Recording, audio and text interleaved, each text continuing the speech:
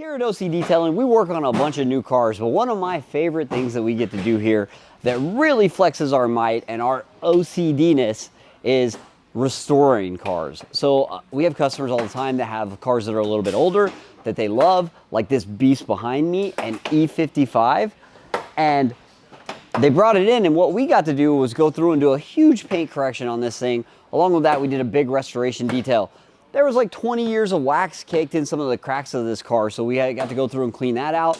We took the wheels off, we did a really strong iron decontaminate on them, and then polished them up. And then we finished the entire car with CQuartz Finest Reserve. And ta-da!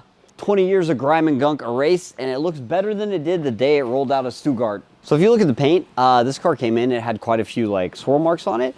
So we went through and polished everything. The guys did a multi-step paint correction on it just to get any defects that could safely be removed and brighten the paint up.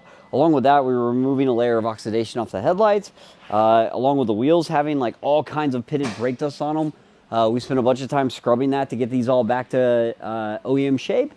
And then, you know, something that happens to cars over time is like they build up dirt around these letters and emblems and badges. And a lot of times, people don't clean there, right? Like if you take your car to a car wash, if you go look at your letters, you'll notice there's dirt there.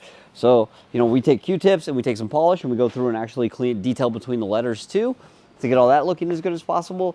It's just some of the finer points that make a restoration type job really pop. Like, you know, the plastic on this car was all gray and faded, but we went through and restored it and put CQuartz on it, so now it'll stay nice and black. It's not like just tire dressing it to cover it up. We actually fixed it and it'll stay that way, along with polishing the glass.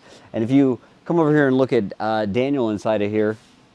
When I say we're Q-tipping stuff, he doesn't know we're filming him right there, but he's literally in there Q-tipping stuff because that's how we get down.